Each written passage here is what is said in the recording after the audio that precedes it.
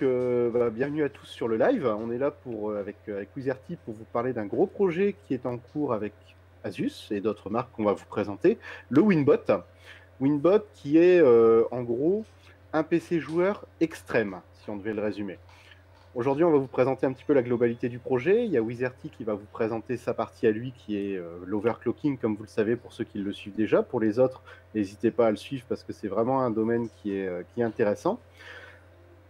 On va parler processeur, on va parler technique. Si vous avez des questions sur la technique, n'hésitez pas à les poser. Moi, j'essaierai de vous simplifier les choses au maximum. Et puis, lâchez-vous sur les questions. Écoutez, on est là pour vous répondre. Ouais, c'est pas mal ça, c'est pas mal ça. Alors tout ce qui est, on va dire ce projet là, on l'a appelé le Winboat, hein, le mode Winboat par Asus Extreme. Il est orienté, il est créé autour d'un boîtier qui est un petit peu spécial. Alors je sais pas si toi tu t'y connais bien en boîtier, si t'aimes ça. Moi c'est pas trop mon truc, à part le petit là qui est Ah, moi, derrière. j'adore. Moi, je suis plus staff de C'est... bench, mais en tout cas, quand tu le vois, ce boîtier, il a quand même quelque chose de spécial. Et donc, pour ceux qui l'ont Mhm. jamais vu, vous pouvez essayer de passer sur Internet. Vous avez Internet puisque vous nous regardez. Il s'appelle donc le Winboat, W-I-N-B-O-T. Et puis, il a la particularité d'être fait autour d'une grosse sphère en plexiglas.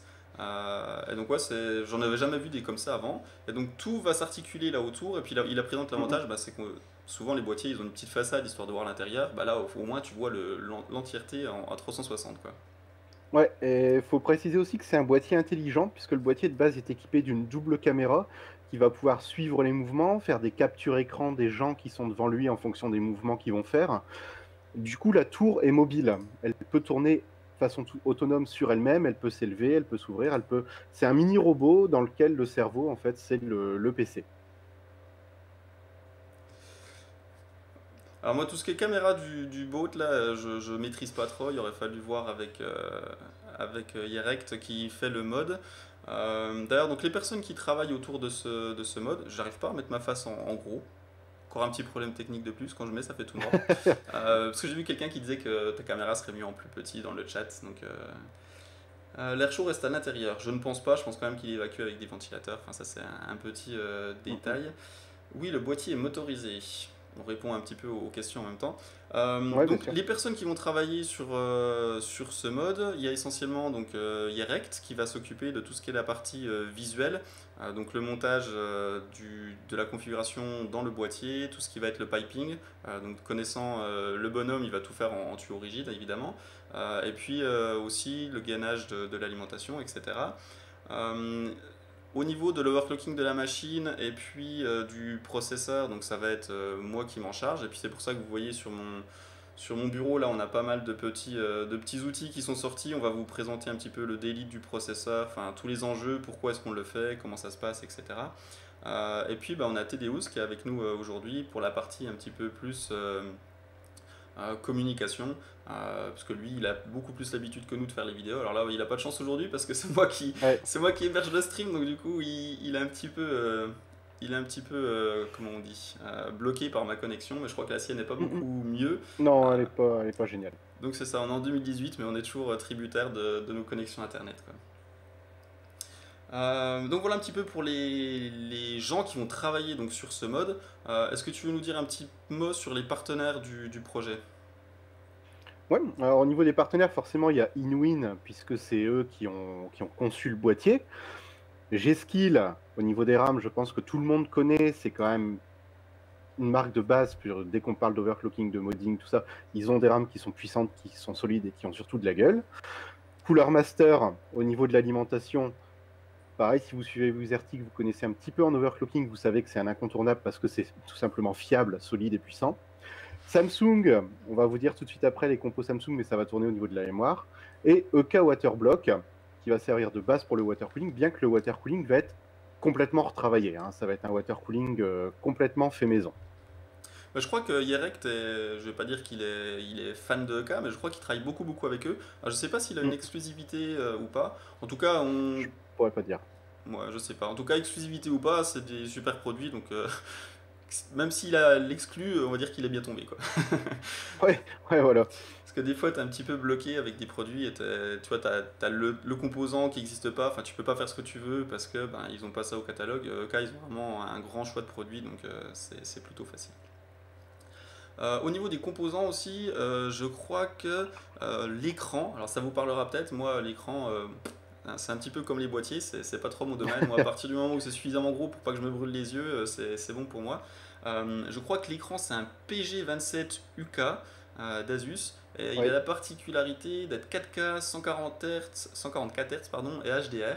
Alors ça vous parlera peut-être plus que moi. L'HDR, moi, autant sur une photo, je vois bien ce que c'est, autant sur un écran, je sais pas exactement ce que ça donne. Tu sais peut-être nous en dire plus là? Ouais, ça va améliorer en gros tout ce qui est luminosité. On va avoir une luminosité beaucoup plus vive, beaucoup plus naturelle. C'est le plus gros écran de chez Asus de toute façon à l'heure actuelle, 1 milliseconde de temps de réponse. Il est G5 si je dis pas de bêtises, 144 Hz pour des images fluides.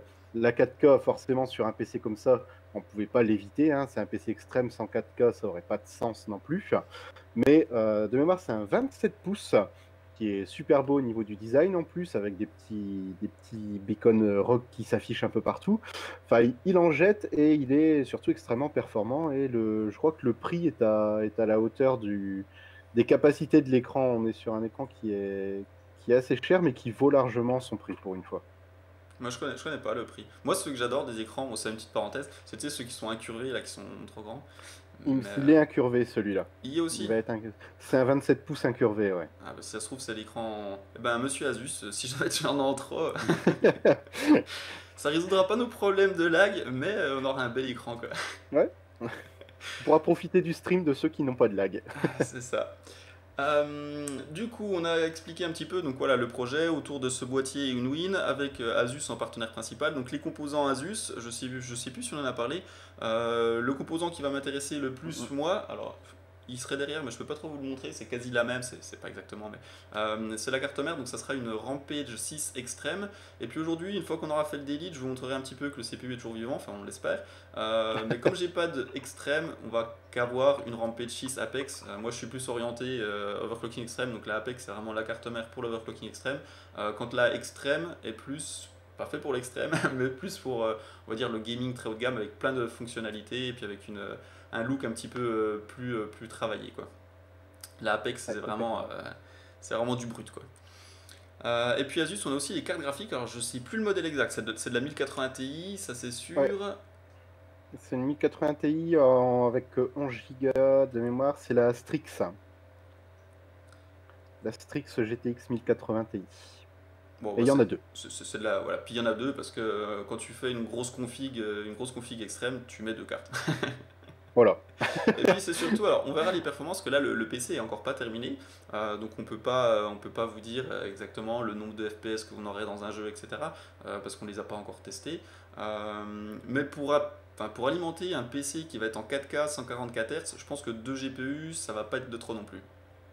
Non, non, non. Puis même, il n'y a jamais assez de GPU dans une config. C'est tout. Alors, on nous dit juste un petit truc que les deux caméras en plus petit seraient plus agréables. Eh ben, je vous mets les deux caméras en plus petit, comme ça vous allez pouvoir voir mes mains. Ouh. Donc le PC, on a parlé du boîtier, on a parlé de la carte mère, des cartes graphiques, les alimentations, donc c'est les couleurs Master Wattmaker 1500. Tous ceux qui suivent un petit peu mes streams, qui m'ont vu à Las Vegas, qui m'ont vu à Taïwan, savent que c'est les alims que j'utilise le plus en ce moment. Donc c'est pour ça aussi qu'elle est dedans. Et puis surtout, ben, pourquoi 1500? Parce que je vois déjà la question, oui, il n'y a pas besoin d'une alimentation si grosse, 1500 ça sert à rien. Juste deux trois données comme ça que je vous jette. La carte graphique, on va faire simple, 300 watts la carte. Donc t'en mets deux, t'es déjà à 600. Ok. Le processeur à stock, je sais pas combien il consomme, mais il va pas rester à stock. Et la plus grosse consommation que j'ai eue sur ce processeur en water cooling, c'est 600 watts. Donc on Ouais. pourra peut-être pas monter aussi haut dans un boîtier parce que il faut quand même que ça soit stable dans le temps, etc. Donc on va peut-être pas faire un overclocking Mhm. de bourrin aussi gros que je l'avais fait à l'époque. Mais tu prends 600 watts pour les cartes graphiques, tu vas prendre au moins 400 pour le processeur. Je pense qu'on les aura les 400 watts. Tu rajoutes les pompes de water cooling, les disques durs, les LED, enfin les trucs comme ça. Tu vas bien avoir 100-200 watts qui se baladent à droite à gauche. Et Ouais, donc tu es déjà à 1200. Tu mets le 1200, elle tourne à 100%. Moi je suis pas fan. Donc c'est pour ça qu'on s'est dit ben, autant mettre une alim qu'un petit peu de réserve. Et la 1500, ben, elle trouvait bien sa place dans ce boîtier quoi. Extrême, une alimentation extrême. Euh, voilà un petit peu pour la petite histoire. Donc je ne pense pas que 1500 soit trop. ça risque d'être juste ce qu'il faut même. Ouais, ouais. On a hésité à un moment pour la disponibilité, essayer de mettre une 1200 et voir si elle tenait, mais on s'est dit, après tout, il n'y a pas une question de budget, tu vois. Et donc, comme t'as pas de budget, si tu as une 1500 sous la main, bah, tu mets une 1500, quoi. C'est pas comme quand tu construis Ouais, un PC et que faut... tu essayes de gratter le moindre euro Mm, mm. pour. Ah non, c'est pas la même optique du tout. Les RAM, donc tu en as parlé de G-Skill. Alors pareil, G-Skill c'est un de mes partenaires aussi personnels, même si là c'est pas, ils n'ont pas été choisis pour ça. Moi pourquoi j'aime bien G-Skill, bah, comme tu as dit, leurs mémoires elles sont très bonnes, ils font toujours des super kits. Et puis Mm, mm. surtout, ils ont des kits qui tournent haut et qui sont faits pour le clocking. Alors je dis pas que les autres, enfin, que les autres constructeurs les ont pas forcément, mais je sais que quand tu as une nouvelle référence de RAM, eh ben, G-Skill depuis aussi loin que je m'en rappelle en overclocking, ils sont toujours là. Alors des fois, tu en as des autres qui sont bien ou qui sont là un tout petit peu meilleurs, etc. Mais en tout cas, G-Skill n'est jamais à la ramasse. Et ça, bah, c'est assez rare pour le souligner parce que je ne connais pas d'autres constructeurs qui Totalement, sont ouais. tout le temps là, quoi. Donc voilà, voilà. C'est pas être vendu hein, quand je vous dis que les constructeurs ils sont bons, c'est juste que de mon avis personnel, ils le sont, quoi. Et Ouais, et puis c'est puis du là, vécu je aussi, pourrais hein. pas. Excuse-moi. Je dis c'est du vécu aussi. C'est vrai Ouais, ouais, c'est ça, ouais. que j'ai skill, comme tu dis, ils sont tout le temps là, quoi. Il y a une raison à ça aussi. Bah, un petit peu comme Asus, hein. Asus, Mm. depuis que je cloque, je suis pas sûr qu'il y ait une génération où Asus n'ait pas fait une carte mère potable pour l'overclocking, quoi. Ils Ouais, sont c'est vrai. tout le temps là, quoi. On citera pas les autres concurrents, mais des fois il y a des petits creux, et Asus, eux, ils répondent toujours présents, quoi.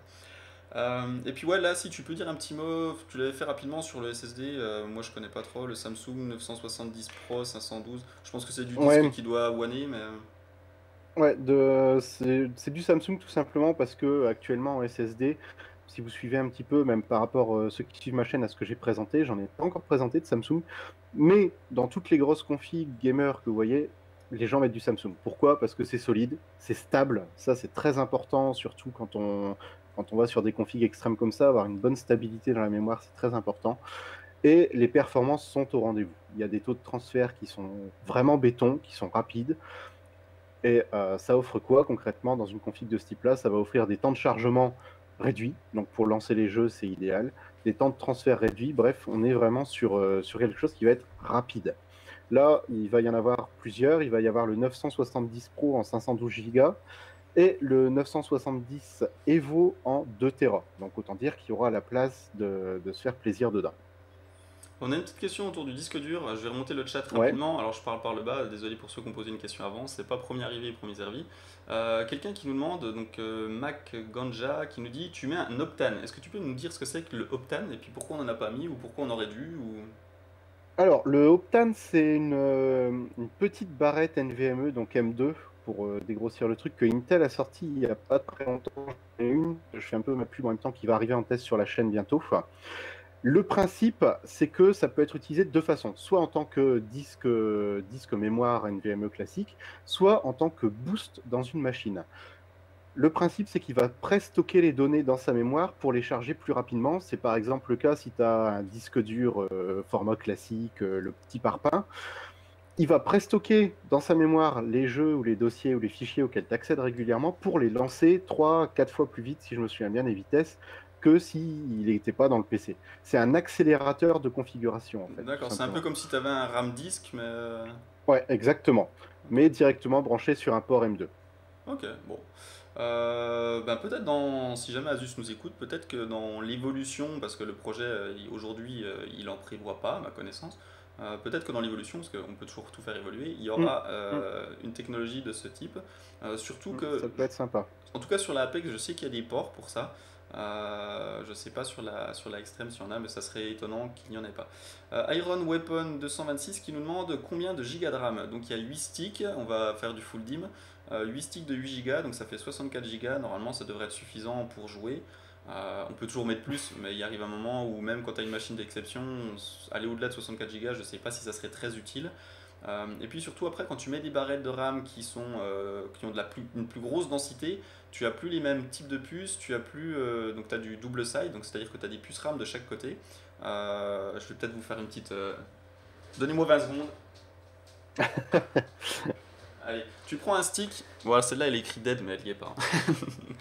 Tu prends un stick RAM comme celui-ci, donc là, c'est des puces RAM. Donc quand tu as 8 Go, ça veut dire que il y en a 8, chaque puce ferait 1 Go, donc tu as 1, 2, 3, 4, 5, 6, 7, 8. Et donc si jamais tu veux un stick de 16 Go, eh ben, il n'y a pas de miracle, soit tu mets des puces qui font 2 Go, donc ça te ferait 16, soit tu en mets 8 d'un côté, et puis tu en mets 8 de l'autre.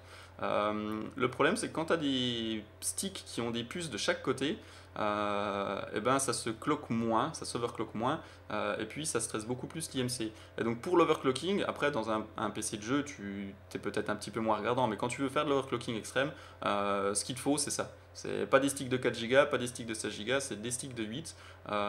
Parce que ce qui est le plus important, c'est vraiment la densité et puis le type de puces qui sont dessus, plus que la quantité totale de RAM que tu utilises. Et puis donc j'ai vu passer quelqu'un qui demandait si c'était de la bidaille. Je pense effectivement que c'est de la bidaille. Donc la bidaille, c'est des puces par Samsung. Donc le petit, ça, c'est fait par G-Skill. Par contre, la petite puce mémoire qui est dessus, c'est fait par Samsung. Samsung, il revend à plein de fabricants de RAM. C'est pas le seul, hein, ils sont trois. Mais ils revendent un petit peu à tout le monde. Et donc celui-là est fait par Samsung. Samsung a plusieurs références de RAM. Et donc chez eux, la dénomination, c'est bidaille. Donc c'est pour ça qu'on parle de bidaille. Et c'est ce qui est le mieux en DDR4 pour faire de l'overclocking. J'espère que ça a répondu un petit peu à votre question. C'était le petit moment un peu plus technique avant de passer un petit peu comment ça s'appelle, au daily, etc. Le choix du matériel, je crois que c'était le point suivant. Ouais. Est-ce qu'on a oublié quelque chose avant d'expliquer un petit peu, quoi qu'on l'a déjà fait, hein, mais pourquoi est-ce Non, qu'on a on a fait choisi le ce tour pour matériel? l'instant. Non, on a fait le tour, on en est bien à ça. Ouais. Alors le matériel, hein, voilà, c'est juste on a pris un petit peu ce qui se fait de mieux chez tout le monde pour faire la config la plus, si je peux me permettre le terme, la plus bourrine qu'on pouvait, euh, tout en restant rationnel puis en faisant quelque chose qui a un petit peu de sens. Donc si on n'a plus rien à ajouter, je vous propose de passer sur le delete du processeur. Bah, Euh, en avant. Ouais. Le processeur, donc c'est un Intel Core i9 7980XE. C'est pareil, ceux qui sont habitués à ma chaîne, vous connaissez bien. On les utilise régulièrement à la maison. On avait déjà des leads 1, sauf qu'il était déjà des leads et ça avait été un stream failed un petit peu. Quand je l'avais reçu, en fait, il avait déjà été des leads. Et donc je l'avais mis dans l'outil, j'avais commencé à tourner, sauf que du coup, forcément, ça avait été beaucoup plus facile. Donc voilà le Forcément. processeur. Alors qu'est-ce qu'il nous dit, Greg? J'ai un mot qui m'a allumé les yeux là, donc je t'avoue que ça m'a coupé. Dark Gregor qui met la plus couillue à Wizerty. Ah, la configuration peut-être. S'il y a moyen de faire tomber le i9 dans ma poche à Wizerty, il y a Kraf qui voudrait bien un petit CPU. Tu peux demander à ce qu'on fasse un tirage au sort ou quelque chose comme ça pour t'offrir le Winboat. Je pense pas qu'ils le feront, mais tu peux Ah, toujours ça va suggérer. être compliqué, ouais. Moi, en tout cas, s'il y a un tirage au sort pour le gagner, je joue quoi. Et donc ce processeur, tu t'as déjà essayé toi des CPU aussi gros? i9, non, j'ai pas encore eu l'occasion, là. Je tente de m'approcher du Threadripper petit à petit, mais le i9, uniquement en photo pour l'instant. Ah, si tu veux du matos, tu me dis, je t'en prêterai. Moi, j'en ai plein les tiroirs. Ah bah, avec plaisir. J'ai pas le droit de les vendre, mais je peux te les prêter. Ouais, les i9, alors les i9, hein, c'est les plus gros CPU Intel. Alors, faut faire un petit peu attention avec leur dénomination, petite parenthèse, mais c'est que quand ils mettent des CPU dans un PC portable, ça porte plus forcément le même nom, ça a plus les mêmes caractéristiques, etc. Mais là, c'est du CPU, enfin, rien que la taille, hein, c'est du CPU de. Bon, ça n'a rien à voir avec un Threadripper non plus, mais c'est du CPU de bureau, et c'est le plus gros processeur de bureau, enfin, on va dire hors serveur d'Intel. Et donc ce CPU, il a 18 cœurs, rien que ça. Et puis entre guillemets, son problème, c'est que quand tu as 18 cœurs donc, sur une si petite surface, il faut imaginer la densité de watts que ça va représenter. Alors quand il est à stock, ça se passe bien. Intel, ils sont pas fous non plus. Quand ils te vendent un processeur, il a quand même vérifié avant de te l'envoyer que le truc, il allait pas prendre feu. Le problème, c'est que connaissant les bestiaux, enfin comme moi, tu vois, dès qu'on te donne un processeur, le premier truc que tu as en tête, c'est comment on va pouvoir l'overclocker et puis jusqu'à combien on va pouvoir monter. Et c'est là que les choses se compliquent parce que donc, sur le processeur, je vais essayer de ne pas le faire briller trop, tu as la Ouais. partie verte, donc c'est le PCB qui fait la liaison avec la carte mère. Donc sous le processeur, tu as toutes les petites pistes, tous les petits points de contact pour faire la liaison avec le socket de la carte mère. Le socket, hein, vous vous rappelez, c'est l'endroit où il y a tous les petits pins là pour faire le contact avec le processeur. Donc dessous, tu as tous les contacts. Le PCB va transmettre les informations qui viennent de la carte mère, l'alimentation, etc. à travers ce PCB et puis va alimenter le die qui est là-dessous. Et le die, en fait, il est caché par un capot, le capot gris, pour protéger, parce que vu que c'est du silicium qui est très fragile, si jamais on met pas de capot gris, ben on se doute bien qu'il y a des bourrins qui vont monter le système de refroidissement, le water cooling, le RAD, etc. De manière un petit peu brusque, ça va faire un choc et puis paf, ton CPU il est mort. Donc ils mettent ce truc là pour protéger le die et aussi comme on veut que le contact soit bon sur l'intégralité du processeur, donc sur toutes les pins, il faut quelque chose qui est suffisamment rigide pour que quand tu appuies sur le processeur, bah, tu appuies et qu'il reste bien plat. J'ai déjà fait des essais par le passé où tu retires le capot de protection et en fait si tu as juste une pression au centre du die, bah, le socket il perd contact et donc tu as tes slot RAM qui ne D'accord. fonctionnent plus ou alors tu pètes le die quoi. Bon. Ouais, aussi, ouais. C'est un peu plus gênant, ça. Ouais. Après, il y a des trucs qui sont faits exprès aussi, hein, mais en tout cas, voilà pourquoi il y a ce système-là. C'est pas juste pour faire beau, puis pour vendre le processeur plus cher, c'est pour le protéger et puis pour assurer un meilleur contact. Donc là, ce qu'on va faire, l'étape, ça s'appelle le decaps ou le delete du processeur, c'est retirer cette partie-là, parce que comme je vous ai dit, le processeur va se mettre à chauffer beaucoup, et la pâte thermique qui est entre le die et ce capot est de, on va dire, de qualité moyenne. C'est pas ce qui se fait de mieux, et donc on va pouvoir le remplacer pour éviter que le processeur chauffe trop. Et donc pour ça, il faut décoller le capot, mais c'est pas prévu à l'origine, donc il faut des petits outils spécifiques pour ça. Enfin voilà, t'as déjà fait un petit peu toi de delete, de decaps? Deline, non, mais j'ai regardé beaucoup de contenu où ils pratiquaient justement cette méthode pour augmenter les perfs et baisser les températures. Donc t'as encore jamais sauté le pas? À chaque fois, moi pourtant j'en ai fait des centaines, à chaque fois ça me fait flipper quoi. Non, j'ai jamais, enfin pas sur des processeurs informatiques en tout cas.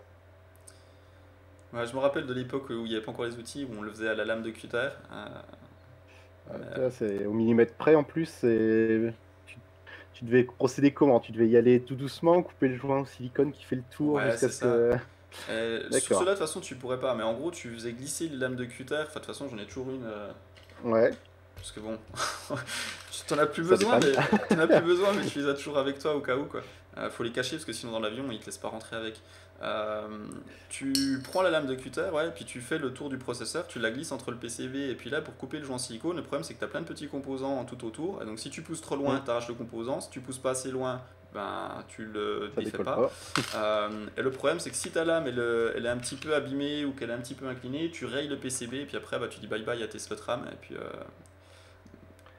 Et c'est foutu. ouais, donc sur un CPU, tu vois, sur un CPU à 2000 balles, t'as meilleur temps d'acheter ou de faire un outil. Ouais, Quand ils sont ouais, ouais, disponibles, ouais. tu les achètes. Mais je vous montrerai après le stream là l'outil que j'ai ici, c'est un que j'ai fait maison, c'est moi qui l'ai conçu et puis qui l'ai usiné. Je vous montrerai, j'ai des photos un petit peu de comment ça s'est passé. Là, on va pas perdre de temps tout de suite avec ça, on va juste l'utiliser. Donc voilà, on a expliqué un petit peu le processeur. Donc de base, ce processeur, il y a quelqu'un qui a demandé dans le chat, de base il est à 2,6 GHz. Et puis on va voir à combien on peut le faire tourner. Ça dépend un petit peu s'il est bon ou pas, ça on peut pas le savoir sans l'avoir essayé. J'espère bien qu'on passera les 4 GHz. Avec un peu de chance, on passera les 4,5. Mais je ne pense pas qu'on atteindra les 5 quoi. Je pense pas. Au niveau du chat, est-ce qu'il y a eu des questions sur ce qu'on va faire? Pour l'instant, non.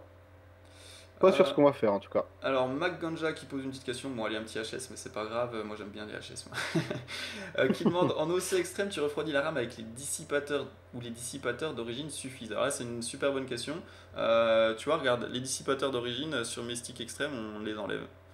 Euh, Parce qu'en fait, les puces DDR4, et pourtant de base elles tournent à 1,35 volts et nous on les met à 2 volts. Et malgré qu'on les mette à 2 volts, les radiateurs ils servent pas à grand chose.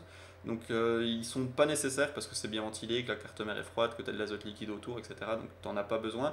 Et c'est même le contraire, c'est que si tu laisses les rads, ça va faire de la condensation, ça va faire de la flotte partout et puis tu vas devoir arrêter assez Ouais, rapidement. Donc le rad sur le stick, c'est pas forcément c'est. une bonne idée. Et suivant les puces, donc là je vous ai expliqué, c'était de la bidaille, suivant les puces, donc il y a des autres générations de RAM de temps en temps, où tu as besoin de mettre du froid sur la RAM pour qu'elle aille plus haut, donc tu peux les refroidir à l'azote liquide à moins 120, moins 130, moins 140, etc. Mais ces puces-là, les bidailles, si jamais tu veux vraiment faire de la grosse fréquence avec des timings serrés, il faut pas qu'elles soient trop froides, il faut garder autour de 0 degré. Si elles sont trop froides ou trop chaudes, tu perds en performance et donc elles sont plus stables après. Donc tu as des gens qui mettent des godets RAM dessus, mais c'est pour pouvoir les réchauffer. D'accord. Il faut trouver le bon point d'équilibre au niveau de la température, en gros. Ouais, c'est ça. Parce que le froid, il vient du godet, vu que sur ton processeur, tu as un godet qui est froid, à moins 100 degrés. Et Mhm. en fait, il se propage dans la carte mère, il se propage sur les stick RAM. Et donc, même si tu mets pas de froid sur la RAM, bah, en fait, il récupère le froid qui vient de la Ouais, config.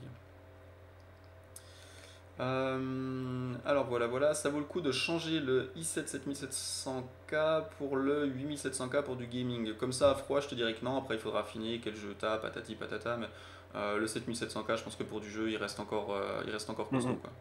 Très correct, ouais. Je sais pas s'il y a des jeux qui bloquent. Vu que tu es un petit peu plus dans ce monde-là, tu vois s'il y a des jeux qui sont limités par 4K8 threads? Non, là même pas. J'ai encore une vieille config perso d'il y a 4 ans avec les i7 ancienne génération d'il y a 4 ans et je fais tout tourner en ultra sans utiliser tout le pros. Donc les pros actuels peuvent largement encaisser tout ce qui est sorti actuellement et tout ce qui, je pense, va sortir fin d'année. Ouais. Ouais, ouais, ouais. Moi j'ai un 7700K, mais à part encoder, à part encoder mon stream, il fait rien du tout. Quelqu'un qui me disait, moi j'ai fait, bah, ça doit être Rasoir, comment il s'est appelé? Reizos. Il dit qu'il l'a fait sur son 3770K avec un étau et une poutre et un marteau. Ah, j'ai déjà fait aussi. C'est pareil, ça fait bien flipper, mais après la lame de rasoir, c'était le premier truc pour des CPU. Et après, ils ont fait à l'étau. Donc tu le mets dans un étau et tu tapes un coup, ça fait un choc et ça fait sauter Mm. l'IHS. Ou alors même tu mets avec l'étau, tu le mets en biais, une partie de l'étau qui tient l'IHS, une partie de l'étau qui pousse sur le PCB, et en fait Ouais, tu vas cisailler la colle et puis clac, le truc il tombe, quoi. Mais sur les CPU récents, faut plus le faire parce que les PCB ils sont trop fins et quand tu fais ça, en fait, ils plient le PCB et ils pètent. Et puis sur ceux-là, tu peux pas le faire parce qu'il y a 2 étages, vous allez voir.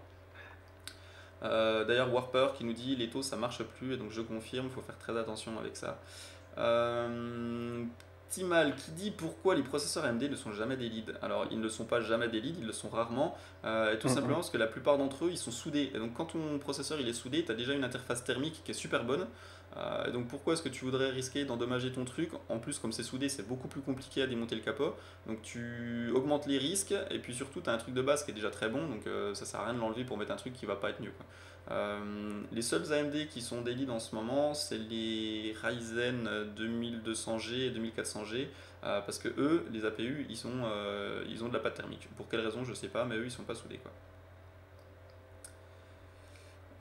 Voilà, voilà. Après, on nous pose une question sur la qualité de la pâte thermique. La qualité qui est déjà dans le processeur ou celle qui va être utilisée? Ah, je pense que c'est du processeur. Celle... Ouais. Alors là, on va pas dire que c'est de la mauvaise pâte parce qu'Intel il serait pas très content, mais je pense qu'ils sont ils sont quand même au courant de ce qu'on pense de ça. Après, ils ont justifié. Alors, moi, je suis très mal placé pour le mettre, j'ai pas les compétences techniques pour dire, mais visiblement, changer de pâte thermique, quand tu y réfléchis comme ça, tu te dis, ouais, t'as un CPU à 2000 balles, il pourrait quand même mettre 2 euros de pâte thermique, quoi. Tu vois, enfin, On est d'accord. euh, mais visiblement, souder le processeur, c'est pas aussi simple que ça. C'est pas juste tu prends ton étain, tu mets une petite goutte, tu mets le capot. Enfin, j'exagère un petit peu, mais ça a l'air plus complexe de ce que ça. Tout simplement parce que les matériaux, le silicium et puis le cuivre, donc l'IHS, même si vous le voyez gris, il est en cuivre, sauf qu'ils mettent une couche de nickel dessus. Et si tu veux faire une soudure entre du silicium et puis du nickel, et ben visiblement c'est pas si simple que ça. Et ils sont obligés de mettre des couches d'or, des trucs comme ça pour que la soudure accroche. Et donc c'est un processus qui est assez complexe et assez cher.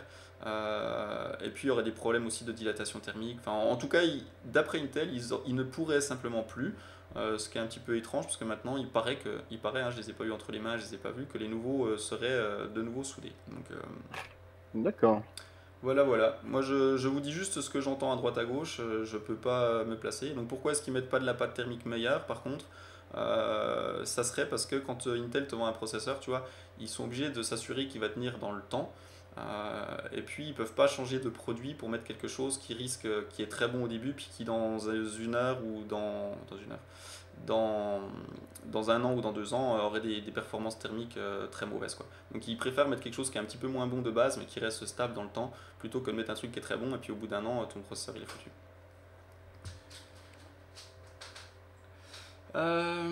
Voilà, voilà. Vous allez faire quoi exactement dans la vidéo? Bah là, on attaque un petit peu le technique. Donc là, il y a l'outil Ouais. donc pour des leads le processeur. Alors j'espère que je vais pas me planter.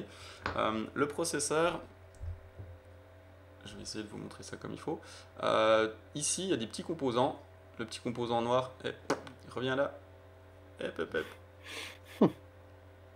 C'est là l'autofocus, elle a le processeur qui est sous la tête, mais il faut qu'elle fasse le focus en arrière-plan, quoi. Ah bah, Voilà, bouge plus. non, c'est pas drôle. Là, les petits composants, tu bouges plus, j'ai dit. Les... Ah, les petits composants qui sont là, vous voyez, ils sont vraiment proches de l'IHS.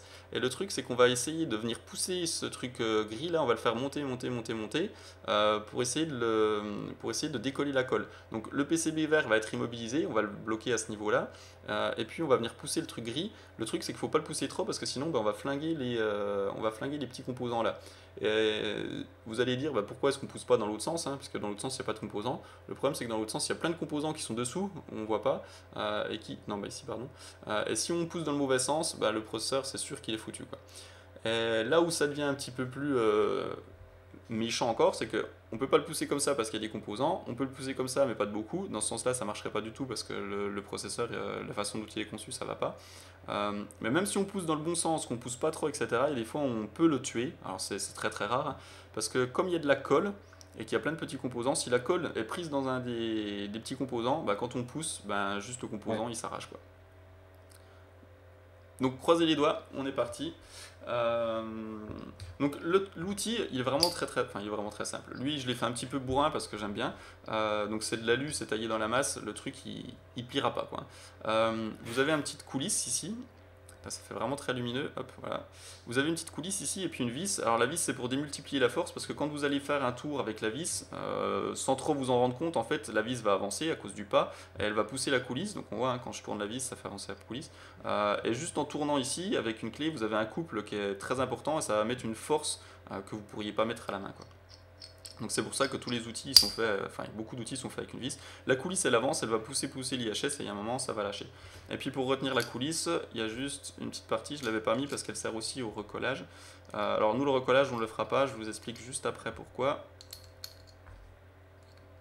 Le recollage de toute façon on n'est pas obligé de le faire, on peut tester le CPU sans être collé. Souvent on les recolle c'est quand ils vont partir de la maison, qu'ils sont vendus ou que quelqu'un d'autre va les manipuler parce que toi quand tu sais que le truc il est pas collé, tu fais attention. Le problème c'est que si tu donnes ça à quelqu'un qui est débutant ou qui a pas trop l'habitude, il risque de le prendre, de le faire tomber et puis après c'est un peu le drame, quoi. Donc quand tu le mets dans l'outil, vu qu'il y a un sens pour pousser, il faut bien pas te tromper. Donc moi mon outil il marche comme ça. Tu fais tourner la vis et au moment où tu fais tourner la vis, Ouais. je sais pas si on voit bien. Ah, si, pour l'instant, si. Ouais. Au moment où tu fais tourner la vis, tu vois que la coulisse elle vient en appui sur l'IHS et puis que le PCB lui il est immobilisé ici. Et donc quand tu avances avec l'outil, contrairement aux plus petits CPU, genre les 6700K, 7700K, 8700K, etc., quand tu les délides, tu pousses, et à un moment tu entends un plaque. Et là tu penses toujours que tu as tué le CPU. C'est impressionnant, ouais.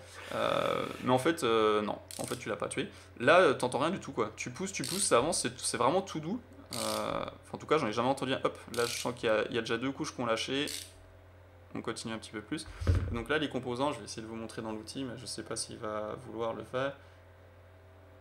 Là. Mise au point, mise au point.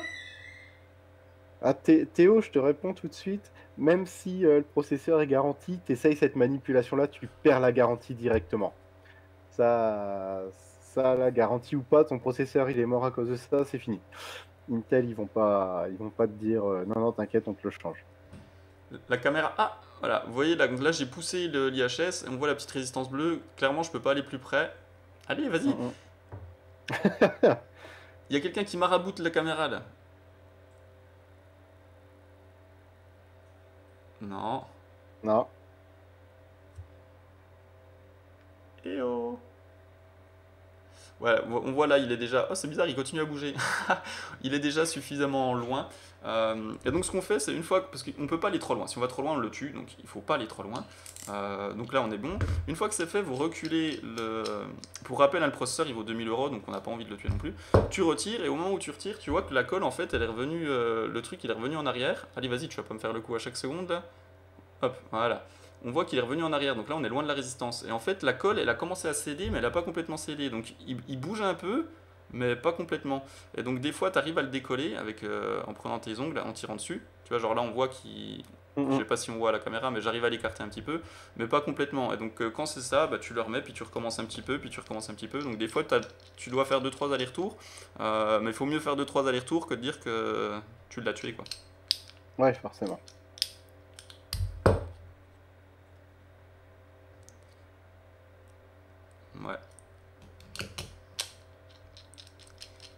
Alors là, si tu veux meubler, je te laisse meubler. Ouais, bah allez-y, profitez-en pour poser vos questions d'ailleurs par rapport à ça. Mais en gros, il y a des. Si vous regardez un petit peu ce qui se fait par rapport justement à cette manipulation-là, certaines vont juste se contenter de l'ouvrir, changer la pâte thermique, refermer. Ça va déjà offrir un gain de performance. Tu me dis si je me trompe, mais sans overclocking, tu peux déjà gagner, je sais plus, 5 ou 10 degrés, quelque chose comme ça? Ah, tu as vu la question? Attends, réfléchis à la question que tu viens de me poser. Sans overclocking, comment tu veux que je sache? Ah oui, bah oui, forcément. Non, Non, c'est mais une on sait blague. jamais, Je t'ai quelquefois que vite ça t'arriverait décomposé. Non, d'utiliser de c'était. façon normale un Je te processeur. taquine, je te taquine.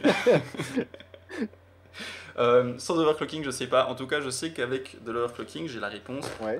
Quand tu les overclock, tu gagnes entre 20 et 30 degrés suivant les CPU. Ce qui est juste En le énorme. laissant des leads ou en le refermant, justement, en le recapsulant? En remettant le Ouais. truc. Donc, Donc, en remplaçant cette c'est- pâte thermique là, en en remettant de la meilleure. Il faut savoir que comment dire ça pour expliquer sans être trop compliqué. Toute la chaleur du processeur va venir par l'endroit qui est gris ici. Là, c'est de la pâte thermique. Mhm. Et donc, c'est une surface qui est relativement petite. Donc, imaginez que vous avez 100 watts à travers ça, ça fait déjà beaucoup. Mais si les 100 watts ils doivent être évacués dans cette surface-là, avec la pâte thermique là, ça va bien se passer. La chaleur va réussir à traverser cette couche, à traverser l'IHS, à traverser l'échangeur de chaleur pour partir et puis être évacuée par votre système de refroidissement. Donc les 100 watts, ils sont évacués, la pâte thermique est pas trop à la ramasse, ça se passe bien. Maintenant, vous overclockez votre processeur, vous tombez à 200 watts, 300 watts, 400 watts, on va s'arrêter à 400 watts. Ça veut dire qu'il y a 4 fois plus de chaleur qui doit passer à travers la pâte thermique.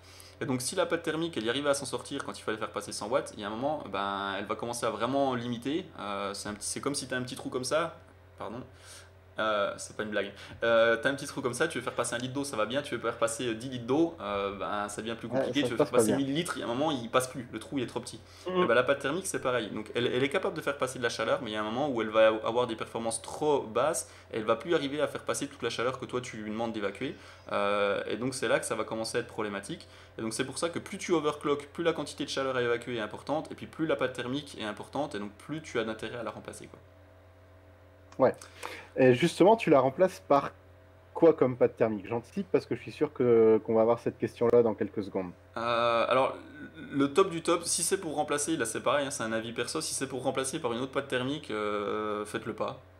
Voilà, ça c'est dit. Une autre pâte thermique normale, je veux dire. Tout simplement parce que peut-être qu'au début il y aura quelques degrés de moins, mais ça sera pas énorme. Et puis surtout dans le temps, l'autre pâte thermique risque de sécher, etc. Et donc ça va se dégrader. C'est ce que je vous expliquais un petit peu au niveau de pourquoi Intel garde sa pâte.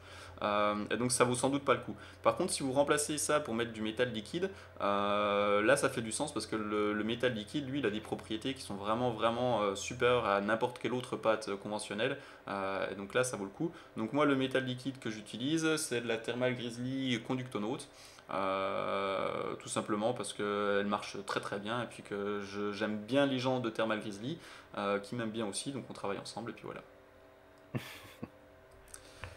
La pâte thermique, donc on voit sur le capot qui en reste dedans et c'est quand même relativement sec, hein. Enfin, tu vois, je sais pas comment On voit bien, ouais. je sais pas comment je pourrais vous montrer, mais tu vois, si tu mets ton doigt dedans, que tu tapes dedans, t'as rien au doigt, quoi. C'est vraiment, c'est Mhm. pas comme une pâte conventionnelle où ça serait tout liquide. Ah, on voit que c'est comme une vieille pâte thermique pour faire une comparaison avec les plus débutants. C'est comme si tu avais laissé ta pâte thermique pendant 3 ans dans ton PC et que bah, elle avait séché tout simplement. C'est ça, ça fait vraiment une pâte qui a séché, quoi.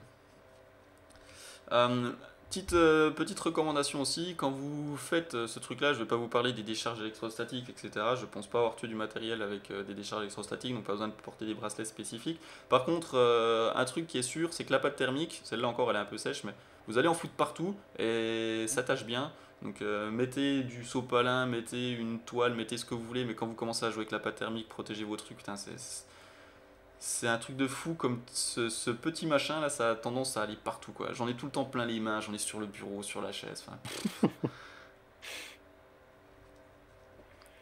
Faut mettre la tenue de protection, un peu comme Breaking Bad, la tenue jaune complète. Ah, on peut, on peut. Moi, je te laisserai, vu les chaleurs qu'il fait dans mon bureau habituellement, je te laisserai mettre la tenue à ma place. Allez, on fait comme ça. T'as une pâte thermique préférée, toi, ou... Honnêtement, non, j'utilise souvent les pâtes thermiques que les constructeurs fournissent avec leur matériel.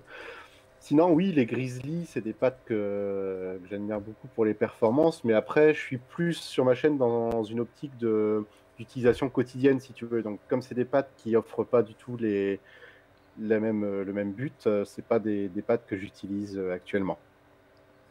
Ok. Ouais, donc tu... Mais sinon, Limite, ouais, Grizzly, clairement. limite si t'as un couleur avec la pâte thermique préappliquée, tu montes, toi. Ouais.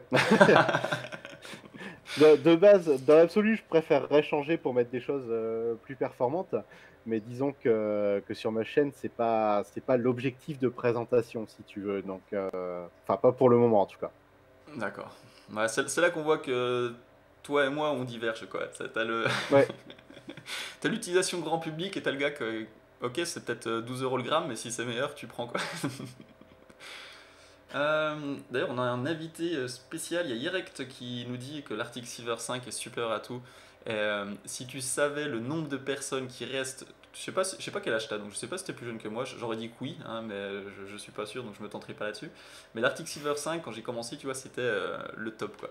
Et le nombre de personnes qui restent persuadées que cette pâte thermique, c'est le top du top, c'est un truc de fou, quoi. Pourtant, maintenant, ça se fait dégommer par quasi tout.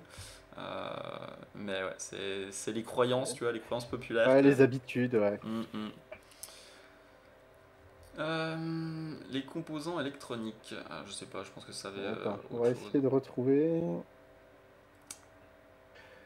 Faut Alors, isoler avec du vernis. Ouais, ça, on va en venir ah bah justement à voilà, un ça. autre truc que j'ai oublié de préparer, c'était le vernis. Je vais aller chercher.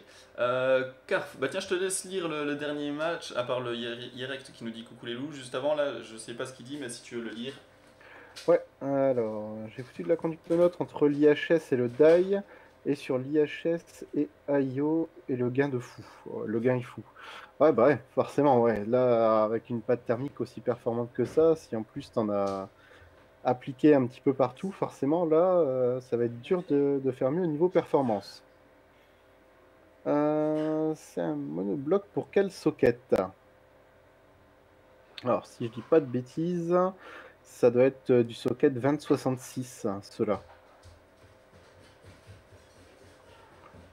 Ben, ouais, bah ouais, 25, 2066, voilà, on a la réponse juste en dessous, c'est parfait. Et là, dans le chat, d'ailleurs, qui s'est déjà amusé à décapsuler son processeur et est-ce que vous avez vraiment... quelle différence vous avez eu, quelle utilisation vous en avez fait? Racontez un petit peu. Enfin, Ah là là. Et t'es obligé de gronder le fiston en cours parce qu'il avait remis Netflix. Alors je sais pas si ça a déconné chez vous. Le non, vernis. Une couleur préférée? ouf, c'est quoi en stock? On le fait beau ou on le fait pas beau? Pour embêter On le fait Asus, on beau. se met un petit vert émeraude. Ah, ça peut être marrant, ouais. Ah, sinon il y a un jaune Wizardy. Ah, encore mieux. Moi j'aime bien le rouge parce que ça se voit bien. Allez, choisis. Je te propose du gris pour faire sa pro, du rouge pour le Ouais. faire Asus ou du jaune pour faire Wizardy. Oh, on va faire un petit rouge. Petit joueur, petit joueur. Donc le vernis, c'est pas la seule possibilité, mais je pense que tu en as parlé, hein, c'est que la pâte thermique est conductrice de Mhm. métal liquide. Et donc si jamais ça touche tous les petits composants, d'ailleurs les petits composants dont je vous parlais tout à l'heure, vous voyez en noir c'est la colle. Et puis pourquoi ce processeur il est difficile à des caps? Parce qu'il y a deux étages. Vous voyez, il y a deux PCB, il y en a un là et puis un qui est dessus. Donc on peut plus utiliser les lames de cutter parce que la lame de cutter elle atteindrait peut-être la première couche. Ouais, mais elle suffirait pas pour Voilà, mais en tout cas correctement faire le on travail. pourrait pas atteindre celle-là parce que de toute façon elle est plus haute. Il y a deux épaisseurs quoi. Et puis les composants, elle arrive à faire la mise au point, elle arrive à faire la mise au point sur elle-même quoi. Ouais, ouais, c'est très fort, ouais. Mec, elle est, pardon. Quel matériel peut optimiser, soyons polis. Bon bref, tous les petits trucs que vous voyez là, c'est des résistances, enfin des petites capacitances, des petits condensateurs. Euh, c'est des petits condensateurs, ils sont vraiment très très très proches, et donc si on le pousse dans le mauvais sens, ben on les arrache tous quoi. T'as une technique pour faire la mise au point sur les caméras, non? Y est. Bon. Ah, il y en a un qui demande justement, tu décapes avec quoi parce qu'il est en retard. Alors, il décape avec un Non. appareil Ah, qu'il ça a y est. conçu lui-même, qui sert à maintenir le PCB du processeur et pousser l'IHS tout doucement pour réussir à le décoller. Ouais, l'outil, c'est ce truc-là. Hop. Au pire, tu regarderas le stream. Donc, une fois que tu as décapé ton processeur, que tu l'as pas tué, hein, il a l'air. En tout cas, visuellement, il a l'air en bonne forme. Mhm. Tu vérifies bien qu'il y a tous les composants qui sont en place, t'enlèves le plus gros de la pâte thermique, et comme on va mettre de la pâte thermique qui va être conductrice, on va faire une petite isolation, si jamais j'arrive à ouvrir le truc. Au nom de Dieu. T'imagines que même le vernis il veut pas qu'on fasse le stream quoi. Tout est contre toi. Ah, il y a quelqu'un qui nous demande par rapport à la pâte thermique. Oui. En gros, que vaut la pâte Kingpin par rapport à la Cryo? Alors demande-lui si. Non, je déconne. Est-ce que c'est pour le froid ou est-ce que c'est pour le. Pour de l'ambiant? Ah bah attends, il t'a entendu, je pense il va répondre. Je pense qu'Axiom va répondre dans peu de temps. Parce que pour l'ambiant, en fait, ces pâtes thermiques là, elles sont pas forcément recommandées parce que justement elles risquent de se dégrader un petit peu dans le temps. Alors, elles risquent, hein, est-ce qu'elles le feront, je sais pas. Par contre, pour le froid, elles sont très très bonnes parce que de toute façon, tu les remplaces très vite. Euh, donc, si tu veux faire de l'ambiant, je te conseille plus des pâtes qui sont faites pour, ou du métal liquide, qui est encore mieux. Bon, bah, j'ai perdu ma grille. Alors, on a une autre question qui est revenue plusieurs fois, je vois. Je vais changer la pâte thermique d'un PC portable, vous conseillez quoi? Et pour laver l'IHS et le ventirad, vous conseillez quoi? Bah, pour laver, moi, je te conseille de l'isopropyl, de l'alcool isopropyl et un petit papier absorbant. Ça enlève très bien. Et après, bah, pour la pâte thermique, là, je vais plus laisser Wizerty répondre sur une pâte d'usage courant. Non, mais c'est très bien. Si tu essuies, déjà, si tu essuies avec du sopalin, il faut se dire que ce qui était avant sur le processeur, en général, c'est de la pâte thermique. Donc s'il reste des petits résidus, tu vois, c'est pas un drame non plus, parce que c'était de la pâte thermique, tu remets de la pâte thermique, tu t'en sors bien, quoi. Si jamais vraiment tu veux faire bien, t'enlèves au sopalin, puis après, comme tu dis, tu prends de l'alcool isopropylique. Comment t'as appelé ça? De l'isopropyl. Ouais. Si jamais tu vois pas, si tu vas en pharmacie, tu demandes de l'alcool à 90 degrés ou un truc comme ça, et puis ça peut aussi faire le taf quoi. Sinon tu peux acheter des petits flacons qui sont faits exprès, ça coûte super cher quoi. L'idée c'est de mettre quelque chose qui s'évapore et qui laisse pas de résidus parce que sinon tu peux faire plus de mal que de bien quoi. Mm. Moi j'utilise ça. Et, c'est un petit peu violent mais ça marche super bien quoi. Mais c'est un truc de ouf. Tu vaporises un petit coup dessus là, pchit, pchit, et puis après ton machin il devient plus neuf que neuf quoi. Bon ben par contre les gars, je crois que j'ai pas retrouvé l'outil.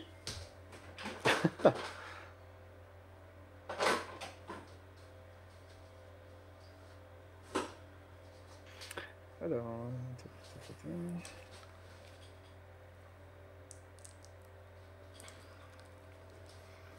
C'est pas bien, faut pas se servir de ces danses, c'est comme ça qu'on finit avec des couronnes à 2000 balles quoi. Et qu'on peut plus acheter de processeur du coup. C'est peut-être parce que justement on aurait dû prendre une autre couleur en fait. Là c'est ça, hein, c'est le destin qui me disait que t'avais mal choisi quoi. Mais t'as voulu la jouer petit slip en choisissant le rouge Asus, quand t'aurais pu avoir le jaune Wizerty quoi. Ouais, ou alors t'aurais pu avoir le bleu TDUS sinon. Ah bah je savais pas, tu m'en as pas parlé, je te connais pas assez. Tu veux qu'on change Ah, de... mais Et il fallait aller regarder ma chaîne, c'est pas bien. Et là, le pire c'est que je pense qu'il n'y a pas de bleu. Sinon je t'aurais fait un à Ah côté en là bleu là. quoi. Ouais, et du coup, on n'a pas répondu à la question de Monsieur 250 qui demande en pâte thermique pour laisser sur la durée. Quelle marque, toi, tu conseilles justement? Bah moi en ce moment j'utilise, sponsor oblige, j'utilise Cooler Master. Je Ouais. peux vous en montrer un tube, j'utilise ça. Alors ça fait un petit moment que je l'ai, je sais même pas si c'est un produit qui est encore d'actualité, s'ils ont fait une nouvelle sortie, etc. Donc ils appellent ça Master Gel Maker Nano. Et puis c'est pas mal du tout en termes de pâte pour l'usage quotidien, on va dire. Après, sous froid, je l'utilise pas parce que c'est pas fait pour, et puis du coup, Ouais. ça risque de geler, etc. Mais quand je fais des montages traditionnels pour de l'air, j'utilise ça. Ouais, je suis sur de la couleur master aussi en ce moment quand je fais du montage. Donc, Après, on va croire en avant qu'on... couleur master.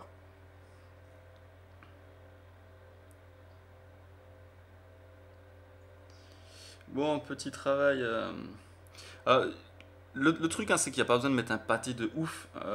C'est juste si jamais il y a une petite goutte de métal liquide qui vient, il faut que le composant il soit isolé. Donc à partir du moment où il y a un petit peu de vernis, il est protégé. Il n'y a pas besoin de mettre 2 cm de Mhm. vernis ou quoi que ce soit. Il ne faudrait pas que ça dépasse la hauteur du die. Euh, Ouais, forcément, ouais.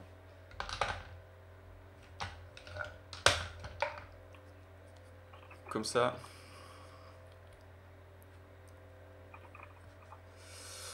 Et après, on va pouvoir passer à la suite, le temps de se laisser sécher 10 minutes. Où le noir il est rapide. Hop. Donc voilà, le plus important, hein, quand vous faites ça, surtout, il faut au moins 3 couleurs différentes, sinon les performances vont pas être bonnes. Donc voilà à quoi ressemble votre processeur. On a isolé bien tous les petits composants. Là, il n'y a pas besoin parce que si jamais vous arrivez à mettre de la pâte thermique jusque-là, ça devient hardcore, quoi. Donc une fois que c'est fait, vous laissez sécher un petit peu votre processeur. Et puis là, il nous reste quoi? Un petit quart d'heure d'explication, je pense. On a débordé un peu, je pensais Ouais, faire ça en 1 heure. On va vous parler aussi comment ça s'appelle? Du direct die. Donc on vous a expliqué les problèmes de pâte thermique avec le processeur, on change la pâte thermique, etc. Et la plupart du temps, on remet le capot dessus, on peut le recoller ou non, et puis après, on remet de la pâte dessus pour mettre le couleur. Alors il faut savoir qu'à chaque fois que vous mettez une interface, donc une interface c'est par exemple la pâte thermique, c'est par exemple l'IHS, c'est par exemple la pâte thermique, c'est par exemple le cuivre du waterblock, etc. Donc à chaque fois qu'il y a un matériau entre deux autres matériaux, vous pénalisez un petit peu le transfert de chaleur. Donc moins il y en a, et puis plus c'est performant. Limite, si on arrivait à avoir directement le couleur sur le die, c'est ce qu'on fait des fois, ça serait le plus performant, et puis on s'affranchit de ça. Le problème, c'est que c'est fragile, etc.